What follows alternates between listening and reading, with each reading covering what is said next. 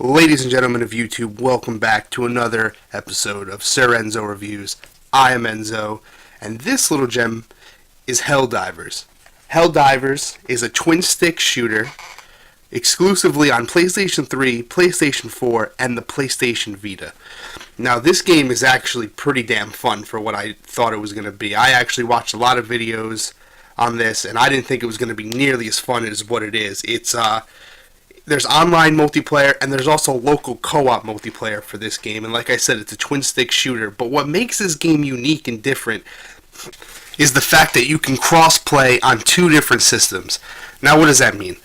Basically, it means if player X has Helldivers on the PlayStation 4, and they want to play with player Z, and player Z has it on the PlayStation Vita, they can still play together. That's friggin' awesome. And if more games just need to do that. That just needs to be a thing that happens. Like, they just need to do that. Now, I know not a lot of people have PlayStation Vita, and that's fine. But having the option to, if I go over my friend's house and I want to play local co-op with my friend on Helldivers, and I can play over the internet. There's online multiplayer for this game too. But being able to go over my friend's house, bring my Vita, and play with him at his house is awesome. That kind of brings the couch co-op mentality back into gaming, specifically for this game, of course. But that's just really great that they did that. That's like one of the coolest things that this game does. It also features cross-save, meaning like if you have it for PS4 and Vita, you have both of those systems, you're playing on the PlayStation 4, and now you want to go over your buddy's house, or you're going out on the train or something like that. There's cross-save. You pick up your Vita, downloads whatever save file was uploaded to the internet, and boom, you didn't lose any progress. You're right back where you started. Now, that being said, the one caveat, my one biggest pet peeve with this game, and I love my PlayStation Vita, people who know me know I love my PlayStation Vita, is the fact that this game needs to be connected to the internet in order for it to be played. And there's a reason for that, and I'll get into that in a second. But the fact of the matter that I can't just take this game on my Vita with me wherever I go and just play it is absolutely infuriating. And I would say, just based on that alone, if you use your PlayStation Vita or you want to buy this game for your PlayStation Vita, and you want to buy it for your Vita because, you go out a lot, or you're commuting a lot, you're traveling a lot, you're, doing whatever it is that you're doing where you're not at home and you can't really play it on your PlayStation 4 or your PlayStation 3, I would immediately, already at this point of the video, tell you not to buy it.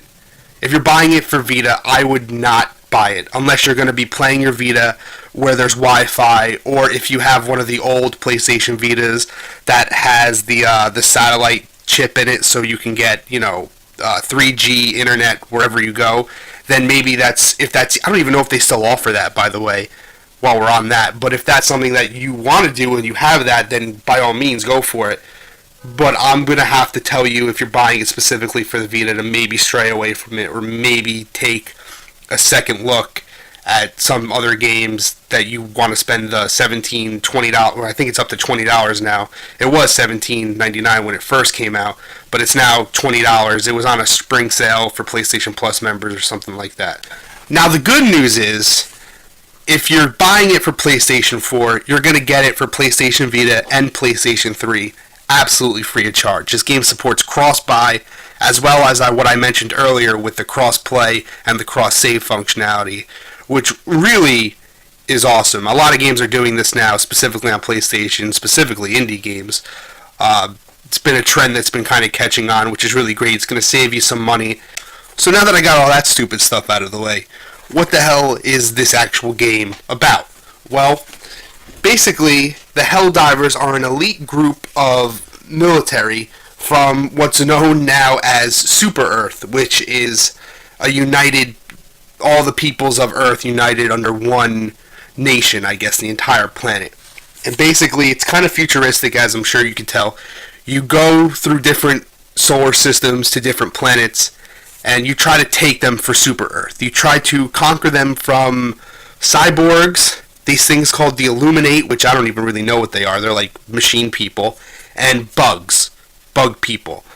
And basically what you're doing is you're killing these people, doing certain objectives in these randomly, procedurally generated maps, which is kind of cool. It's going to keep the gameplay fresh every time that you're going in there to play the game.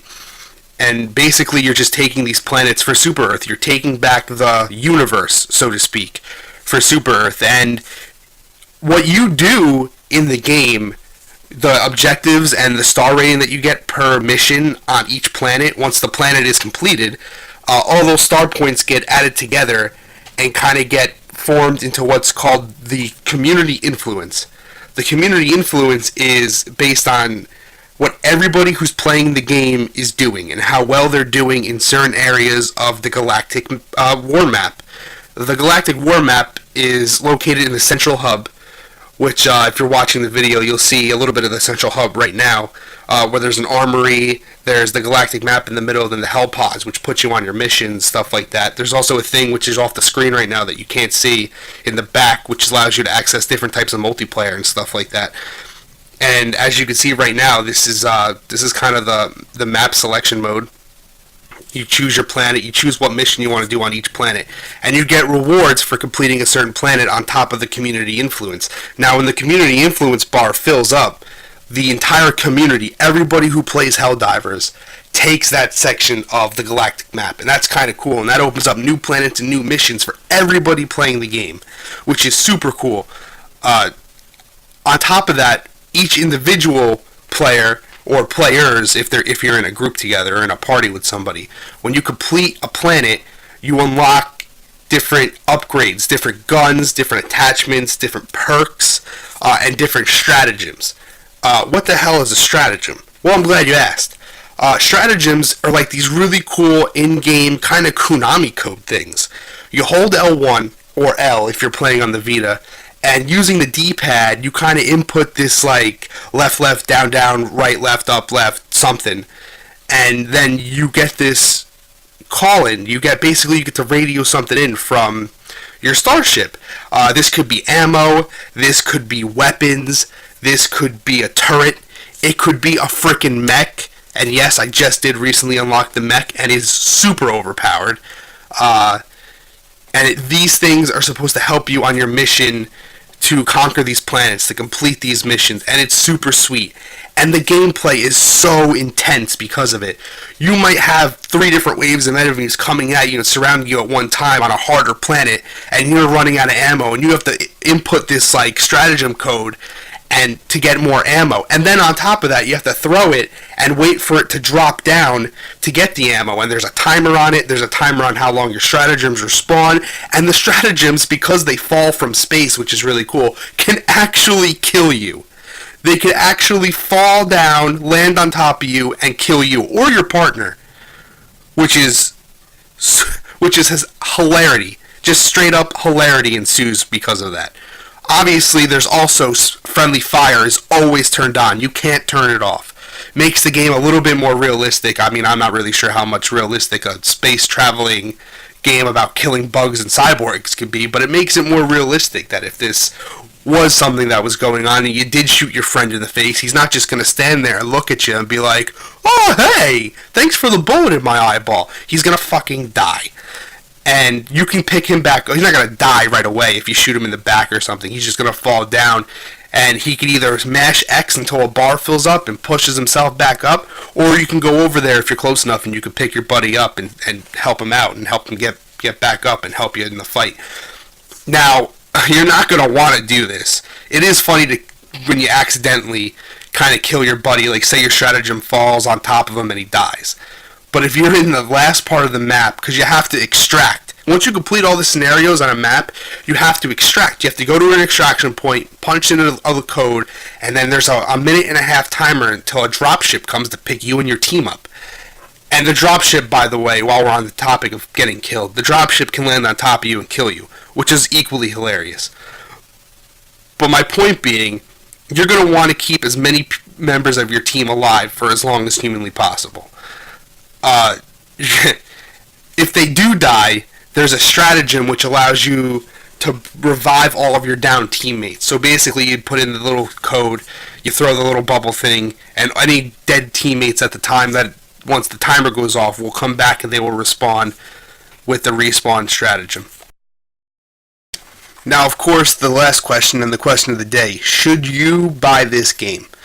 Well, that depends on a couple of things. First of all, are you getting it for the Vita exclusively? Second of all, are you getting it for the Vita exclusively and you travel a lot? Then the answer is probably going to be no. Just systematically, you're not going to be able to play the game if you're traveling a lot. Now, if you're buying this for the PS4, I would say go ahead and buy it. But I want to make a point, and I want to make it clear before somebody runs out and they buy this game. This game is infinitely better, and arguably the game is made based almost purely on the multiplayer aspect of it. If you're going to buy this game, I would strongly suggest friends to buy it with you. People that you play, that you game with a lot, that you think would also enjoy the game. That's going to make the game so much better and so much more fun. As you could tell in the video, I'm playing with my friend Dennis, and we enjoyed the game a lot. I enjoyed the game way more playing with him or playing with random people even than I do by myself. Now, you can still play by yourself. You're still going to get rewards, and you can still unlock certain parts of the planet and stuff like that. But it's so much more fun and more of an enjoyable experience if you're playing with other people. Now, there is a matchmaking system in the game. Kind of, not necessarily a matchmaking, but like people will have parties started, and then they could open their party to the public by sending out an SOS stratagem, and other people, random people, could just join their game if they go to the multiplayer hub and choose their party. That's really cool. If you're cool about doing that, a lot of the people that I've spoken to and played the game with that were random had microphones. So if that's a concern, I wouldn't be too concerned about that. I think most people buying the game are smart enough to know that they need to communicate in order to be successful in this game. If you're just going to go in there randomly with people you don't know without microphones and not talk to them, you're probably not going to have a whole lot of success, and it's going to be very watered down experience for you, and you're not going to have a lot of fun. But if you like top-down shooters, you like twin-stick shooters, you think you have other people that you can play with, or you're okay playing with random people, then I would absolutely recommend Helldivers to you. I think it's a great game. I think it's an excellent game. Even at the fairly high $20 price point for an indie title, I think it's well worth it. It was a great experience. It's not necessarily a game that you could beat, so I haven't really beat it, but I'm playing it still. I'm enjoying the hell out of it. So anyways, that's what I thought of Helldivers, but as always, you need to form your own opinion on the game. Let me know in the comment section below if you bought it, if you played it, if you liked it, if you didn't like it, if you thought it was bad, if you think I'm bad. Like and share the video if you'd like to. Subscribe to my channel if you want to see more video game content just like this. I have 2 other reviews out right now if you want to watch them. And I'm currently in the process of doing a Monologue Monday series, which is going to be a weekly series that I put on my channel. Thank you for watching the video. Your YouTube. My name is Enzo. And as always, stay classy, Internet.